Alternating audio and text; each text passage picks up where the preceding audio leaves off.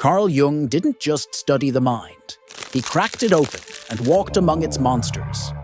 Most people think he was Freud's quiet helper, writing neat dream notes in a tidy office. Wrong. Jung talked with red-skinned demons, chatted with ancient spirits, and filled a secret red book so strange he hid it in a bank vault. If people had seen it back then, they would have called him crazy. But what if those crazy visions are actually a map of how your mind works?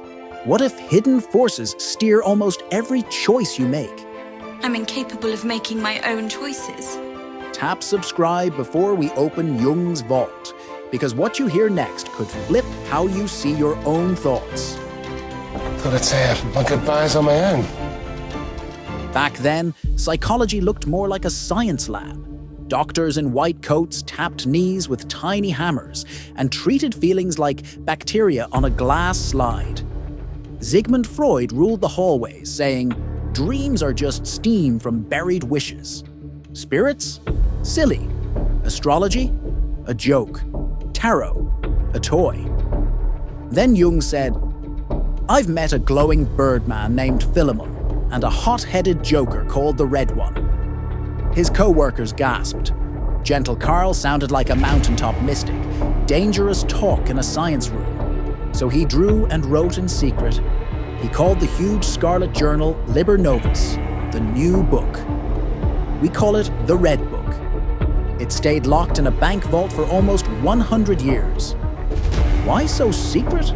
Because Jung's visions threatened to smash psychology's glass wall between fact and myth and show something alive on the other side. Jung's visions were not random hallucinations. They pointed to a hidden layer he called the collective unconscious, a shared mind beneath all minds. In the Red Book, he wrote, "The collective unconscious is not a museum of dead memories. It is a living thing that moves every mind." Imagine human thoughts as tiny boats on one huge sea. On the surface, you steer your own boat, but deep currents of shared pictures, instincts, and storylines push every boat, whether sailors notice or not. That's why love tales appear in both Japan and Mexico, and why a child in Kenya can picture the same dragon a child in Norway fears. Both imaginations sip from the same water. While diving down there, Jung met many strange guides, but three stood out. Philemon, a blue-winged sage, taught him that symbols have their own wisdom. Philemon opened a scroll and said, "Words are nets. Catch fish, not the water." Jung saw that neat theories grab facts, but living meaning slips through the holes. Salome, a veiled dancer with a shining cup, whispered, "Only the heart can drink this." She showed him that feelings carry truths that dry logic can't reach. The Red One, a joking demon, shouted, "Dance with me or I'll dance you." Jung learned that if he ignored anger and wild desire, those forces would secretly pull his strings in the dark. These beings were more than visions. Jung called them archetypes, ancient engines that power every love story, nightmare, and burst of courage. Ignore them, and they guide you from below. Meet them, and they become allies. If invisible archetypes already sound daring, wait until you see how Jung read the same hidden code in the night sky and in a pack of painted cards. Jung's colleagues laughed at horoscopes. Jung looked deeper. He didn't say planets force events. He said sky patterns echo inner patterns, a dance he called synchronicity, or a meaningful coincidence. He loved to repeat, "We are born at a given moment, like wine born in a season. We carry the taste of that hour." Inside the Red Book, you see tiny planet symbols beside dream scenes. Next to one fiery drawing, he wrote, "Mars stands at Philemon's gate. Angry thoughts knock." He drew his own birth chart and noticed his wildest visions happened when slow planets like Saturn crossed key spots. One night he dreamed of a black sun sinking into the sea. The next morning he checked a simple star calendar, the kind that tracks eclipses, and found a real eclipse was only days away. He cheered, "The sky has stamped its sign upon my soul." To him, a horoscope was a weather map for the mind. When planets moved, inner storms or sunshine moved too.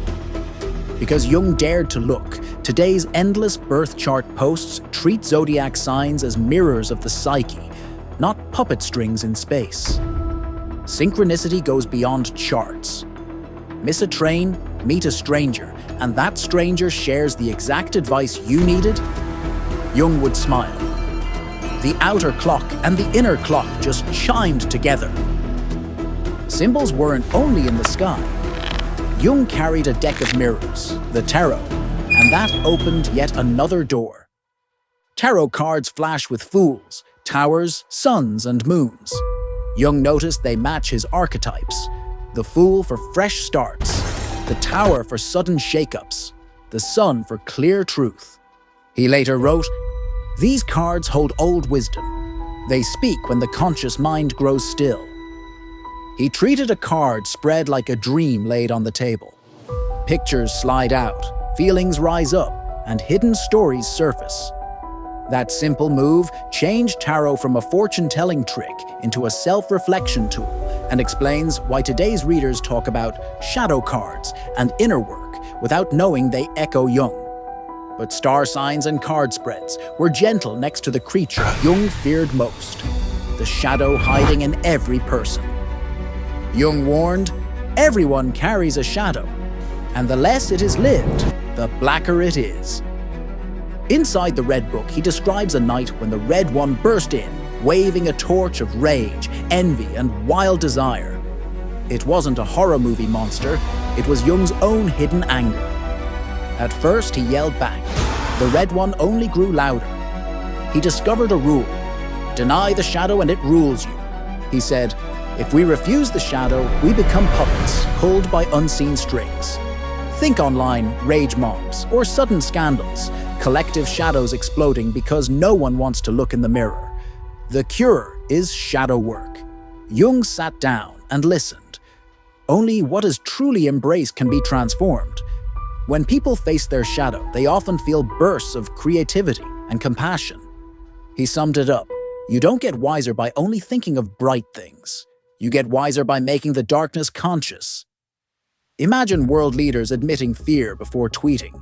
Jung believed massive shadow work could stop wars better than treaties. But wrestling your own monster is only step one. Jung saw an even bigger force steering whole nations, like tides shaping every shore. Until you make the unconscious conscious, Jung said, it will direct your life and you will call it fate. Remember that big ocean under our thoughts. It isn't still. It swirls into giant waves that rock entire countries. When crowds share the same buried fear, those waves turn into trends, crusades, even panics. Look at the 1930s. Anger bubbled under Europe's surface. Loud leaders tapped that current with fiery speeches. Millions marched in lockstep. Jung watched and called it possession by the collective mind. Fast forward to now, you scroll your phone. One meme sparks outrage, and within hours, it's everywhere. Marketers and political ads surf those deep waves, hooking our secret wishes with shiny slogans. When a society shoves pain underwater, pressure builds until it explodes as extremism. Jung wrote The Red Book partly as a life raft, warning, misread this ocean and the world could drown in crisis. The Red Book stayed locked away, unread by the public, until 2009, nearly 50 years after Jung's death. Stay afloat by watching the little ripples, the tune stuck in every head, the slogan in every ad, the fear in every headline. Name them and you grab the steering wheel. And maybe, just maybe, the Red Book wasn't meant to be hidden forever.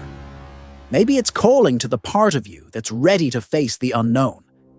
But Jung's boldest idea wasn't just about crowds. It was cosmic, where God and devil share the same heartbeat.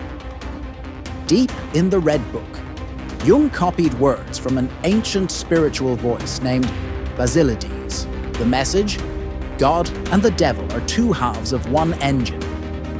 God and devil, he wrote, stand for fullness and emptiness, creation and destruction, both real, both strong.